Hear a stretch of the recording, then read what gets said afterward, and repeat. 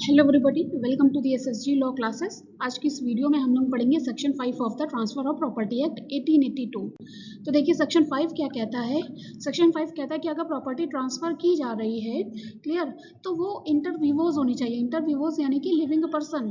अगर प्रॉपर्टी एक पर्सन ए, कोई एक पर्सन है और अपनी प्रॉपर्टी किसी दूसरे को ट्रांसफर कर रहा है बी, ठीक है, किसी बी पर्सन को ट्रांसफर कर रहा है, तो वो दोनों व्यक्ति जो है वो क्या होने चाहिए, लिविंग पर्सन होने चाहिए।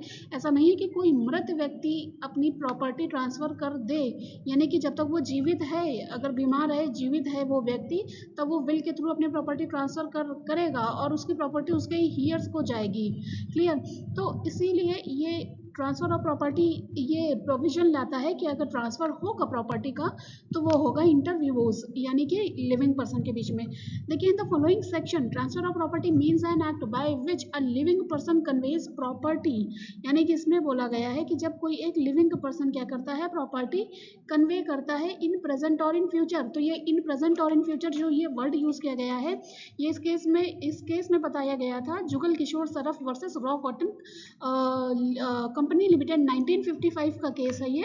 द वर्ड इन प्रेजेंट और in future qualify the word convey, यानी कि ये किसकी बात करता है, कन्वे की बात करता है, and not the word property, ये प्रॉपर्टी की बात नहीं करता, ये बात करता है कन्वे की। तो ये वर्ड जो है ये इस केस में बताया गया है। टू वन और मोर अदर लिविंग पर्सन, यानी कि कोई एक ए पर्सन है तो वो अपनी प्रॉपर्टी बी और सी, यानी कि ये एक लिविंग पर्सन है तो ये अपनी प्रॉपर्टी किसको ट्रांसफर कर दे, बी और सी को, यानी कि एक और एक से ज्यादा अधिक पर्सन को ये प्रॉपर्टी ट्रांसफर कर सकता है। ठीक है। और टू हिमसेल्फ, यानी कि अब वो खुद को प्रॉपर्टी, वो उसकी खुद की प्रॉपर्टी है तो वो खुद को ही कैसे ट्रांसफर करेगा। इसमें सिंपल सा ये मतलब है कि ए अगर कोई कंपनी का डायरेक्टर है तो वो कंपनी के एसेट्स, क्योंकि यहाँ लिविंग पर्सन में ये बात की गई है कंपनी और एसोसिएशन की, तो वो कंपनी के एसेट्स खुद को ट्रांसफर कर सकता है, इसलिए ये बात की गई है हिमसेल्फ एंड वन और more other than living person. और वन और मोर अदर, अब आप कहेंगे कि वन और more other than living person यहाँ पे भी है, वन और more other than living person यहाँ पे भी है। तो ये वन और more other than living person की वो बात करता है जब कोई प्रॉपर्टी आपके एंसेस्टर से आती है। अगर कोई एक पर्सन है और उसकी डेथ हो जाती है तो वो प्रॉपर्टी उसके एंसेस्टर से आती है। हाँ, तब ये बात बोली गई है। And to transfer property is perform such, यानी कि प्रॉपर्टी ट्रांसफर होगी पर्टिकुलर एक्ट से।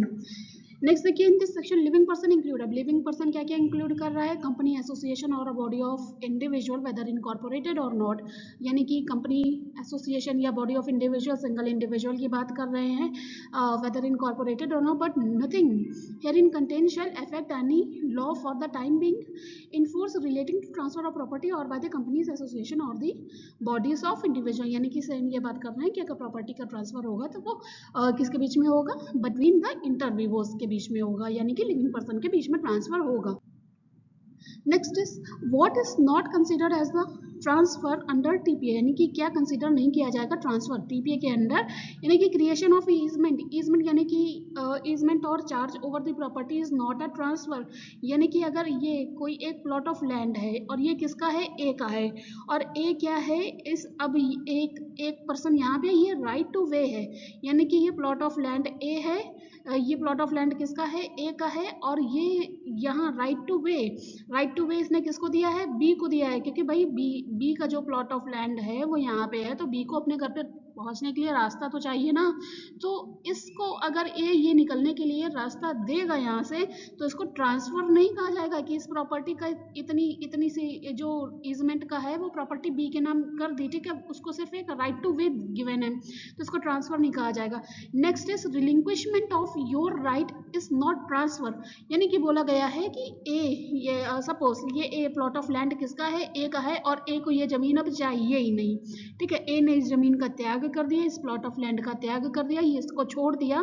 तो रिलिंक्विशमेंट मतलब जब आपको प्रॉपर्टी नहीं चाहिए और जब आप वो प्रॉपर्टी छोड़ रहे हैं, ठीक है, तो तब जब रिलिंक्विशमेंट कर देगा, relinquishment of your right is not a transfer, जब आप प्रॉपर्टी को ट्रांसफर कर देंगे, वेदर वो गवर्नमेंट को जाए प्रॉपर्टी किसी को भी जाए, तो ये इस ऐसे राइट को जो क्या कहा गया है, ट्रांसफर के अंडर कंसीडर नहीं किया गया है। Next is recognition of a pre existing right is also not a transfer, यानी कि सपोज अगर कोई राइट आपके पास प्री एग्जिस्टिंग पहले से ही आपको वो अधिकार दे दिया गया है कि हाँ ये प्रॉपर्टी पे आपका राइट है। जब आपको पता है कि आपके एंसेस्टर की प्रॉपर्टी आपके पास ही है कि तो उसकी इंस्ट्रूमेंट यानी कि डॉक्यूमेंट बनवाने की कोई नहीं देनी पड़ेगी। सपोज कोई एक पर्सन है, उसकी डेथ हो जाती है और उसकी वाइफ को उसकी प्रॉपर्टी पे हिस्सा मिलेगा, उसको मेंटेनेंस मिलेगा, जो मेंटेनेंस मिलना था इसको ए को, जो जो प्रॉपर्टी ए की है, एक क्या है हस्बैंड है, बी क्या है वाइफ है, ठीक है। तो अब ये हस्बैंड के मरने के बाद वाइफ के ऊपर ये मेंटेनेंस उसको मिलेगा। तो ये तो उसे पता है ना कि ये उसका प्री एग्जिस्टिंग राइट है, ठीक है। तो ऐसे में इंस्ट्रूमेंट की कोई नीड नहीं पड़ती है। आज के लिए बस इतना ही, और आगे टीपीए के और भी सेक्शंस मैं पढ़ाऊंगी।